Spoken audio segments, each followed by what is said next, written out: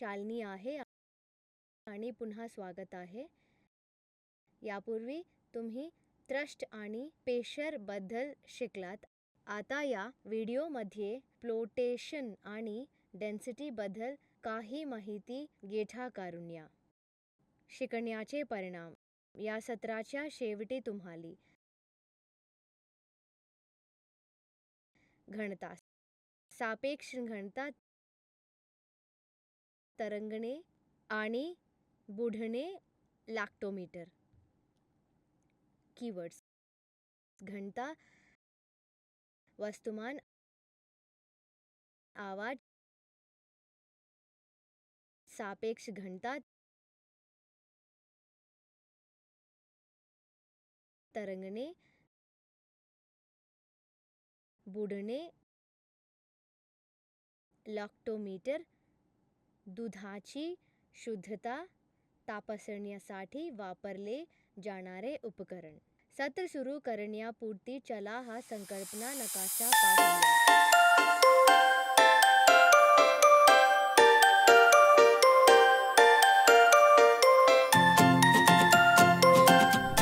पदार्थाची घनता म्हणजे दिलेल्या पदार्थाच्या प्रति युनिट आकारमानाचे वस्तुमान. घनता इज इक्वल्स टू वस्तुमान बाय वॉल्यूम. घनते SI एकक आहे kg बाय m क्यूब और g बाय cm स्क्वेअर. घनतेचे चिन्ह RHOP आहे. जेव्हा आपण एखादी वस्तू जास्त घन आहे असे म्हणतो तेव्हा त्याचा अर्थ ती वस्तू जड आहे, आणि जेव्हा आपण कमी घनता म्हणतो तेव्हा त्याचा अर्थ ती वस्तू हलकी आहे. दोन पदार्थाचे वस्तुमान शोधून आपण त्यांच्या घनतेची तुलना करू शकतो. पण साधारणपणे पदार्थाच्या घनतेची तुलना 4 डिग्री सेंटीग्रेड तापमानावर पाण्याच्या घनतेशी केली जाते कारण त्या तापमानावर पाण्याची घनता 1 ग्रॅम बाय सेंटीमीटर क्यूब असते. 4 डिग्री सेंटीग्रेड तापमानावर पाण्याच्या घनतेच्या संदर्भात इतर कोणत्याही पदार्थाच्या घनतेला सापेक्ष घनता म्हणतात.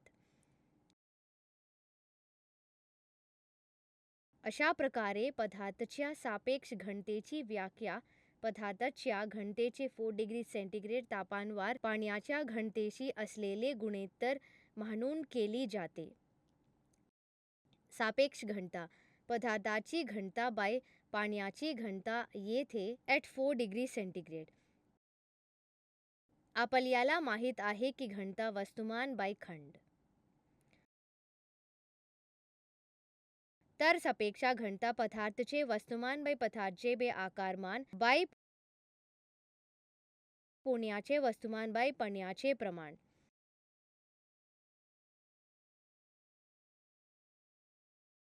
कारण पदार्थाचे आकारमान पाण्याच्या आकारमाना इतके असते.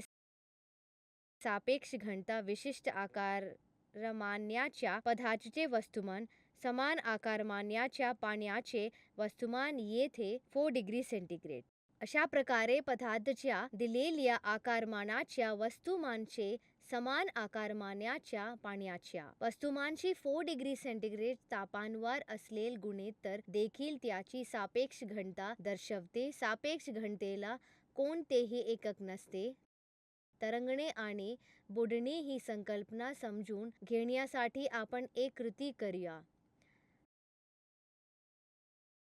पाण्याने भरलेला चंचू पात्र घ्या. कॉर्कचा तुकडा आणि समान वस्तुमानाचा लोखंडी खिळा घ्या.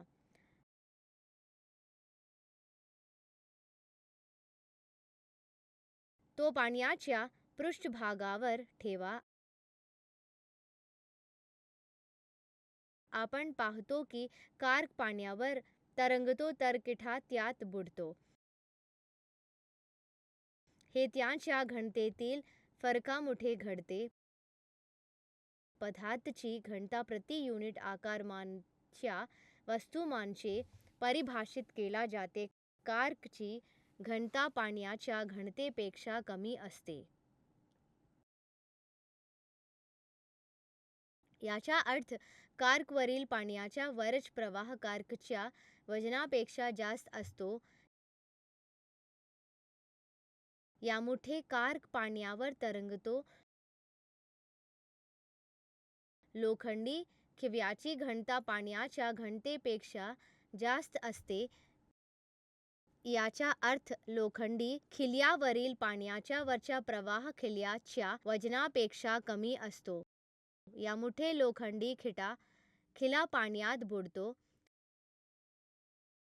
म्हणून द्रवापेक्षा कमी घनतेच्या वस्तू द्रवावर तरंगतात. द्रवापेक्षा जास्त घनतेच्या वस्तू द्रवात बुडतात.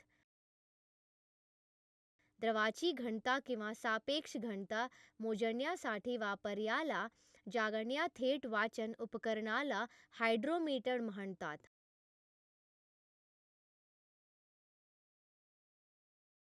हायड्रोमीटर प्लूटोच्या तत्वावर आधारित आहे.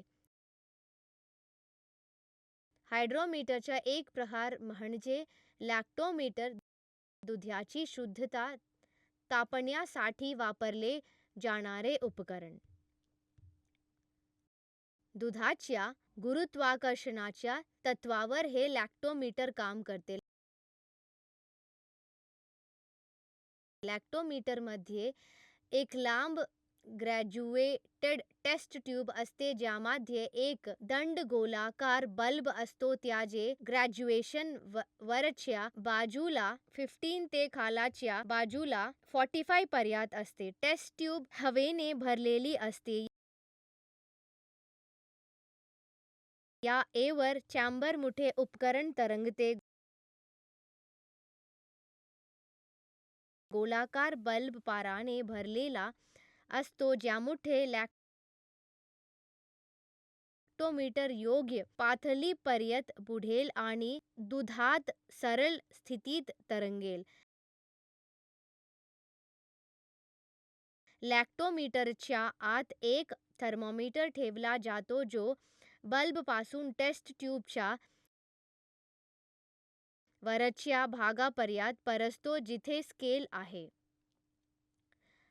योग्य लॅक्टोमीटर रीडिंग फक्त 60 डिग्री फॅरनहाइट तापमानावर मिळते. लॅक्टोमीटर दुधातील क्रीमचे प्रमाण मोजतो.